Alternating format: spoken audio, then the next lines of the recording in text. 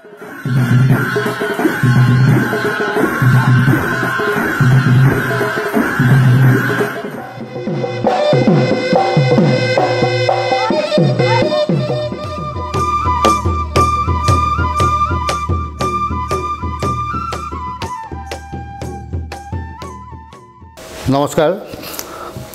ALA লাইভৰ এই বিশেষ অনুষ্ঠানটোলৈ আপোনালোকক স্বাগতম জনাইছোঁ। অসম চৰকাৰে আহি থকা 2025 চনটো কিতাপৰ বৰ্ষ হিচাপে পালন কৰিবলৈ সিদ্ধান্ত গ্ৰহণ কৰিছে। মুখ্যমন্ত্ৰী ডক্টৰ হিমন্ত বিশ্ব শৰ্মাই সোমবাৰে ডিব্ৰুগড়ত এই কথা ঘোষণা কৰিছে। ডিব্ৰুগড়ত অনুষ্ঠিত হোৱা কেবিনেট বৈঠকত চৰকাৰে এই সিদ্ধান্ত লোৱাৰ পাছত 2025 বৰ্ষটো কিতাপৰ বৰ্ষ হিচাপে কিদৰে পালন কৰিব সেই বিষয়েও তেখেতে বক্তব্য আগবঢ়াইছে। তেখেতে বিশেষভাৱে উল্লেখ কৰিছে যে অহা 27 ডিচেম্বৰৰ পৰা গুৱাহাটীত অনুষ্ঠিত হ'বলগীয়া গ্ৰন্থমেলাৰ কথা আৰু এই গ্ৰন্থমেলাৰ জৰিয়তেই অসম চৰকাৰে অসমত কিতাপ পঢ়াৰ পৰিৱেশ এটা গঢ়ি তুলিবলৈ আজি বহু বছৰৰ পৰা চেষ্টা কৰি আহিছে। এতিয়া 2025 বৰ্ষটো যেহেতু কিতাপৰ বৰ্ষ হ'ব, গতিকে আহিবলগীয়া এই 27 ডিচেম্বৰৰ পৰা অনুষ্ঠিত হ'বলগীয়া গ্ৰন্থমেলাখনৰ গুৰুত্বও যথেষ্ট বাঢ়িছে। আৰু এই গ্ৰন্থমেলাখনৰ আয়োজক অসম প্ৰকাশন পৰিষদ। আমি আজি আছোঁ অসম প্ৰকাশন পৰিষদৰ সচিব শ্ৰীযুত প্ৰমোদ কলিতা ডাঙৰীয়াৰ সৈতে। কলিতা ডাঙৰীয়া, আপোনাক স্বাগতম জনাইছোঁ আমাৰ এই অনুষ্ঠানলৈ। আৰু প্ৰথমতেই অসম চৰকাৰে যিটো সিদ্ধান্ত গ্ৰহণ কৰিছে, আপোনালোক যিহেতু অসম চৰকাৰৰ প্ৰতিষ্ঠান, গতিকে তাৰ বাবে আপোনাক অভিনন্দন জনাইছোঁ আৰু প্ৰশংসনীয় পদক্ষেপ এটা চৰকাৰৰ। আপোনালোকে বহু বছৰৰ পৰা চেষ্টা কৰি আহিছে, ফলৱতী হৈছে অসমত কিতাপৰ এটা পৰিৱেশ, কিতাপ পঢ়াৰ পৰিৱেশ এটা গঢ়ি তুলিবলৈ। কিতাপৰ প্ৰকাশৰ ক্ষেত্ৰত অসম প্ৰকাশন পৰিষদে যথেষ্ট আগবাঢ়ি গৈছে। আমাক আৰম্ভণিতে আপুনি ক'ব নেকি যে এই প্ৰকাশন পৰিষদৰ যিখন গ্ৰন্থমেলা আৰম্ভ হ'ব 27 তাৰিখৰ পৰা, সেই বিষয়ে কিমান আয়োজন চলিছে? হয়, নমস্কাৰ। আমি 2021-22 চনৰ পৰা আমি অসম প্ৰকাশন পৰিষদ আৰু সদৌ অসম পুথি প্ৰকাশক আৰু বিক্ৰেতা সংস্থা, দুয়োটা সংস্থাই একলগ হৈ এখন গ্ৰন্থমেলা আয়োজন কৰাৰ কাৰণে সিদ্ধান্ত লৈছিলোঁ। পূৰ্বতে অসম প্ৰকাশন পৰিষদে গুৱাহাটী গ্ৰন্থমেলা আৰু তেওঁলোকে সদৌ অসম পুথি প্ৰকাশক আৰু বিক্ৰেতা সংস্থাই উত্তৰ পূব গ্ৰন্থমেলা, এই দুখন গ্ৰন্থমেলা আয়োজন কৰিছিল।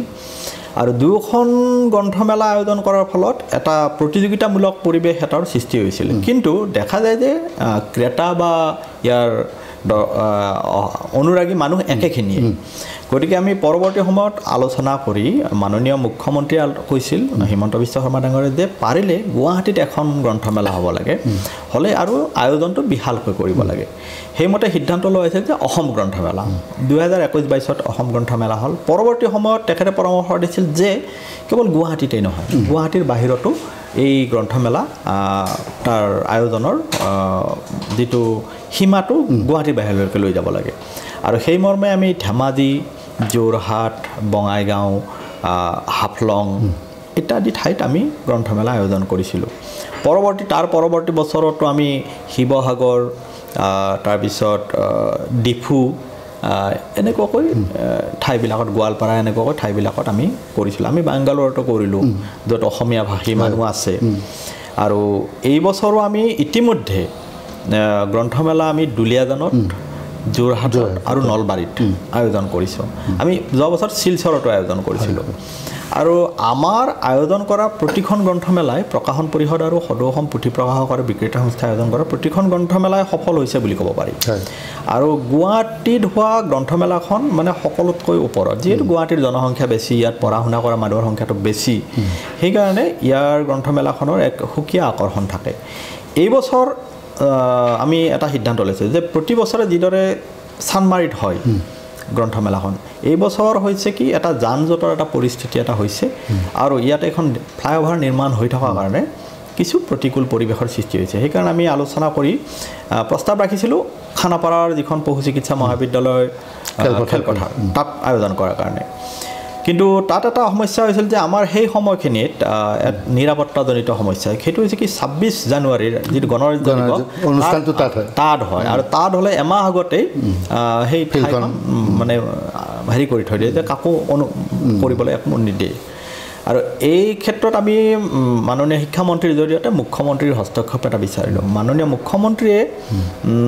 আগভাগ ল'লে লৈ পেলাই ক'লে যে আপোনালোকে 2টা দিন আগুৱাই দিয়ক গ্ৰন্থমেলাৰ আমি 29 তাৰিখৰ পৰা কৰোঁ তেখেতে ক'লে 27 তাৰিখৰ পৰা কৰোঁ 27 তাৰিখৰ পৰা 7 তাৰিখৰ ভিতৰত শেষ হ'ব তাৰপিছত আৰু কিছুদিন পোৱা যাব যে নিৰাপত্তাৰ দিশটো চালি জাৰি চাই আমি 10 তাৰিখৰ আগতে ফিল্ডখন খালী কৰি দি দিম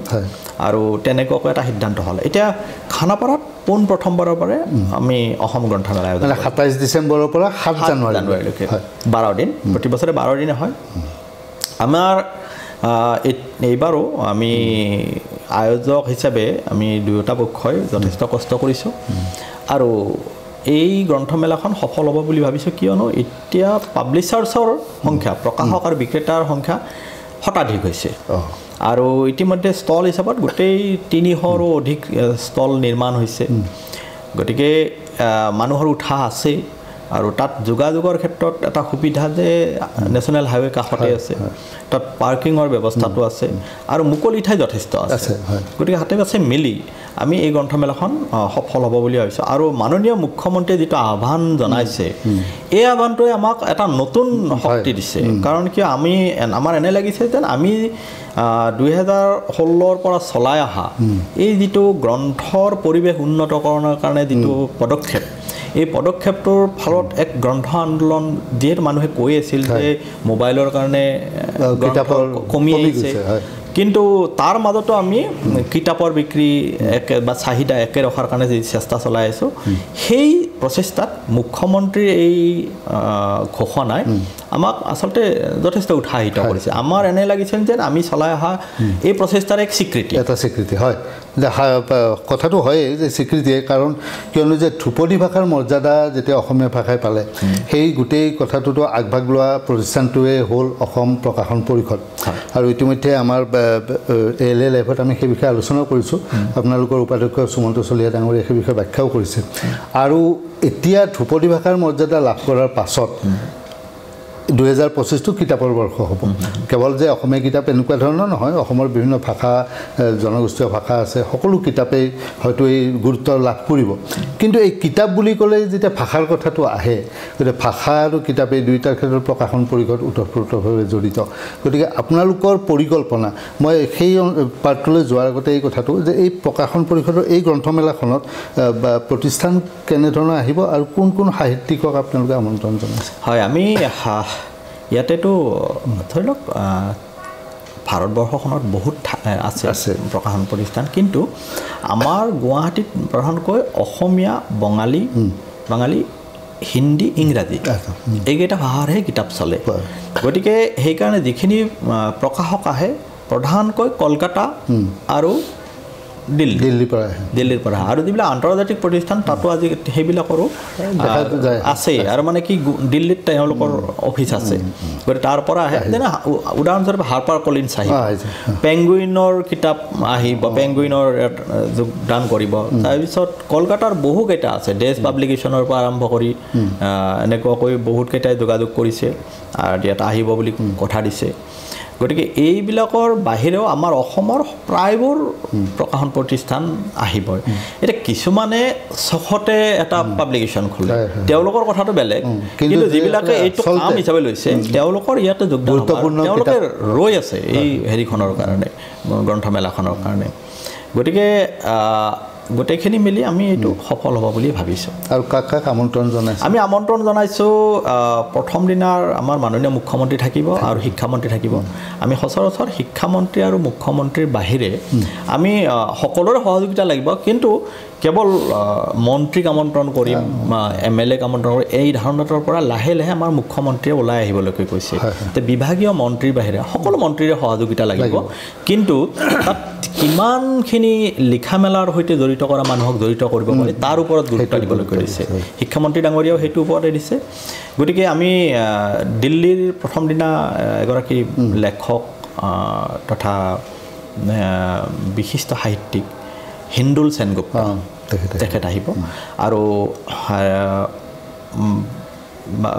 পাব্লিচাৰ্ছ এছ'চিয়েশ্যন যিটো আছে তাৰ পাব্লিচাৰ সৰ্বভাৰতীয় ফেডাৰেশ্যনৰ ঘাই সুৰিন্দৰ ঘাই তেখেত উপস্থিত থাকিব আৰু তাৰ উপৰিও মাজৰ আমাৰ প্ৰত্যেকটা দিনে আকৌ এটা বিশেষ দিন তাৰ ভিতৰত এটা দিনত উপস্থিত থাকিব বলদেৱানন্দ সাগৰ এজন বিশিষ্ট সংস্কৃত পণ্ডিত তেখেত উপস্থিত থাকিব তাৰপিছত বেংগলৰ এগৰাকী যুৱ সাহিত্যিক বিনোদ ঘোষাল তেওঁ উপস্থিত থাকিব তাৰ বাহিৰেও থাকিব আমাৰ সচ্চিদানন্দ যোশী তেখেতে শেষৰ দিনটোত থাকিব আৰু এনেদৰে বহুত কেইগৰাকী বাহিৰৰ লেখক সাহিত্যিক ইয়াত উপস্থিত থাকে আৰু ইতিমধ্যে ইয়াৰ আগে হোৱা গ্ৰন্থমেলাটো আমি দেখিছোঁ যে যথেষ্ট সঁহাৰি লাভ কৰিছে বিশেষ আলোচনা যিকেইটা হয় আলোচনা চক্ৰ বা তাতো কিন্তু পাঠকৰ বা দৰ্শকৰ সঁহাৰি যথেষ্ট পায় হয় অসম গ্ৰন্থমেলাৰ বৈশিষ্ট্য এইটোৱেই যে অকল ক্ৰয় কৰিবলৈ নহয় ইয়াৰ যিবিলাক আলোচনা সত্ৰ হয় তাত বিদ্বৎ সমাজে ভালদৰে ভাগ লয় এইবাৰ আমি প্ৰতিবাৰে কৰোঁ এইবাৰো আমাৰ অসম প্ৰকাশন পৰিষদৰ আলোচনা সত্ৰবিলাকতো হ'বই প্ৰতিদিনে 2-3খনকৈ হ'ব ইয়াৰ বাহিৰেও বিভিন্ন অনুষ্ঠানে তেওঁলোকৰ কিতাপ প্ৰকাশনৰ ক্ষেত্ৰত কিতাপ মানে উন্মোচনৰ ক্ষেত্ৰত বা অন্যান্য সভা সমিতি আয়োজনৰ ক্ষেত্ৰৰ কাৰণে দুটা আমি অডিটৰিয়াম বনাই দিছোঁ প্ৰেক্ষাগৃহ বনাই দিছোঁ এটা প্ৰেক্ষাগৃহ এই বছৰ আমাৰ আমি হেৰুৱা উপেন্দ্ৰনাথ শৰ্মাৰ নামত হ'ব তেখেতৰ সোঁৱৰণিত আৰু এটা প্ৰেক্ষাগৃহ শশী ফুকনৰ দুয়োগৰাকীৰ নামতে হ'ব আৰু অন্যান্য বিশিষ্ট ব্যক্তি কেইবাগৰাকীৰ নামতো আমি যিবিলাক ৰো আছে মানে সেইবিলাক নামকৰণ কলিতা ডাঙৰীয়া আপুনি আমি একে সাংবাদিকতা জগতখনত আছিল তাৰ পৰা 2016 চনত আপুনি অসম প্ৰকাশন পৰিষদৰ সচিবৰ দায়িত্ব গ্ৰহণ কৰিলে আৰু এই 2016ৰ পৰা এতিয়ালৈকে এই যাত্ৰাত অসম প্ৰকাশন পৰিষদৰ উদ্যোগত বহু মূল্যৱান গ্ৰন্থ প্ৰকাশ কৰিছে পুনৰ্মুদ্ৰণ কৰিছে আৰু এতিয়াও আপোনালোকে বহুকেইখন গ্ৰন্থ উলিয়াইছে এই বছৰটোত কিমানখন গ্ৰন্থ প্ৰকাশ কৰিছে আমি এই বছৰ মুঠ 40ৰ পৰা 42খন গ্ৰন্থ প্ৰকাশ হ'ব বুলি পেলাই আমি ধৰিছোঁ আৰু এই গ্ৰন্থসমূহৰ ভিতৰত বহুকেইখন মানে মূল্যৱান গ্ৰন্থ এই মূল্যৱান গ্ৰন্থসমূহৰ ভিতৰত মই উল্লেখ কৰিব খোজোঁ যে আছাম টি যিটো অসমৰ চাহপাতৰ এইবাৰ 200 বছৰ পূৰ্ণ হৈছে আৰু এই পূৰ্ণতা উপলক্ষে আমি দেখা পাওঁ যে সিমান চৰ্চা হোৱাগৈ নাই সেইকাৰণে আমি এখন মূল্যৱান গ্ৰন্থ সমুদ্ৰগুপ্ত কাশ্যপৰ হতুৱাই আমি লিখাইছোঁ প্ৰণয়ন কৰিছোঁ Assam T the glorious 200 years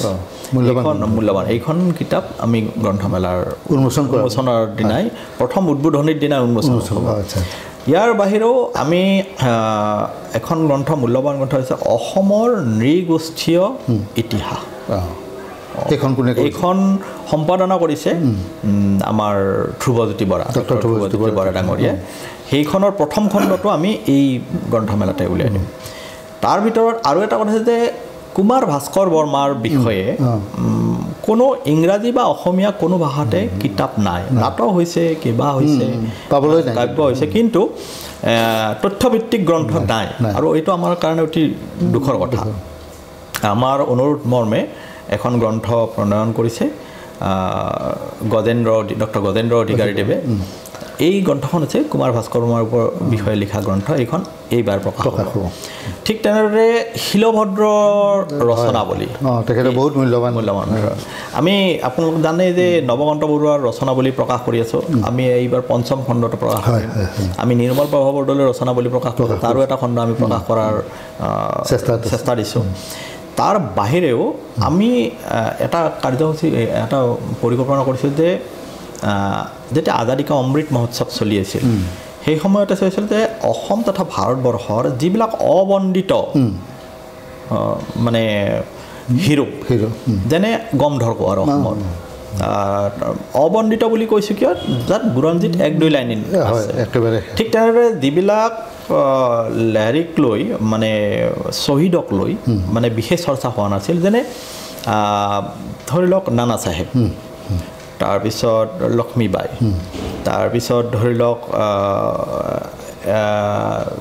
Chandrashekhar Azad তেওঁলোকৰ বিষয়ে সৰু ল'ৰা ছোৱালীয়ে যাতে পঢ়িব পাৰে তেনেকুৱাকৈ কিছু গ্ৰন্থ আমি কৰিছোঁ আৰু এইবাৰ 5খন গ্ৰন্থ এইবাৰ মূল্যৱান গ্ৰন্থ সৰু সৰু গ্ৰন্থ যাতে শিশুসকল বা কিশোৰসকলে পঢ়ি উপকৃত হ'ব পাৰে গতিকে এই ধৰণৰ গ্ৰন্থও হ'ব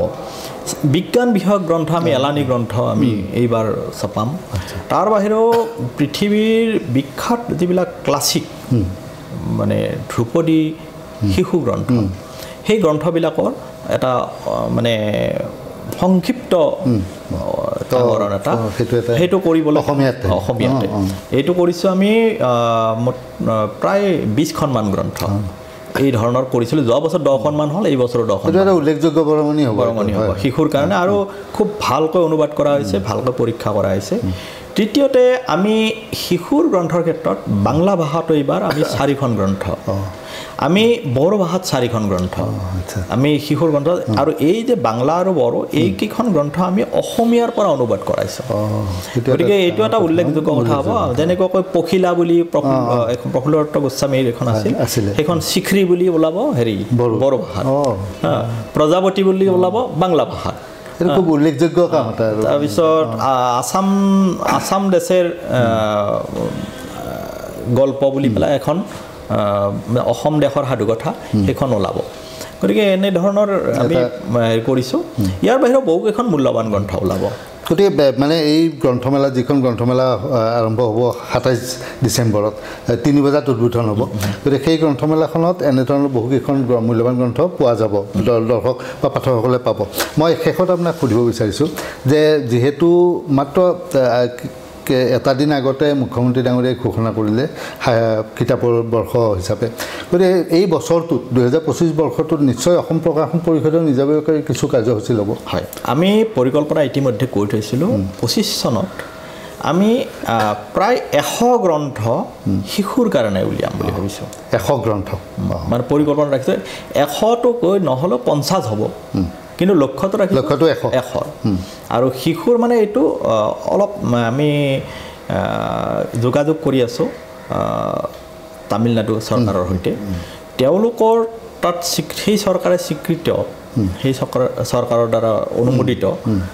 কিছু শিশু গ্ৰন্থ আমি ইয়াত অনুবাদ মানে এই 100খন গ্ৰন্থ বা 50খন যি হওক অসমীয়াত নে অন্যান্য অসমীয়া ভাষা প্ৰথমতে অসমীয়া তাৰপিছত বড়ো বা অন্যান্য ভাষা মানে এটা বহুত ডাঙৰ আমি ভাবিছোঁ 100খন গ্ৰন্থ আৰু এইটো যেতিয়া আমি লক্ষ্যটো 100 ৰাখিছোঁ আমি 50 হ'লেও হৈ যাব বুলি ভাবিছোঁ আৰু এইটো আমি বছৰটোৰ মাজভাগতে শেষ কৰিব হয় গতিকে এইটো এটা ডাঙৰ আৰু ইয়াৰ বাহিৰেও আমি বিশেষকৈ আমি এটা প্ৰকল্পৰ কথা আমি ভাবি আছোঁ যে জনগোষ্ঠীয় মানে এইটো কথাটো এনেকুৱা হৈছে আমি অসম প্ৰকাশন পৰিষদে ধৰি লওক কেইবাটাও কাম কৰিলোঁ এটা হৈছে আমাৰ এখন অডিঅ' ডিক্সনাৰী এইটো নাছিল এইটো আমি অসম প্ৰকাশন পৰিষদে কৰিছিলোঁ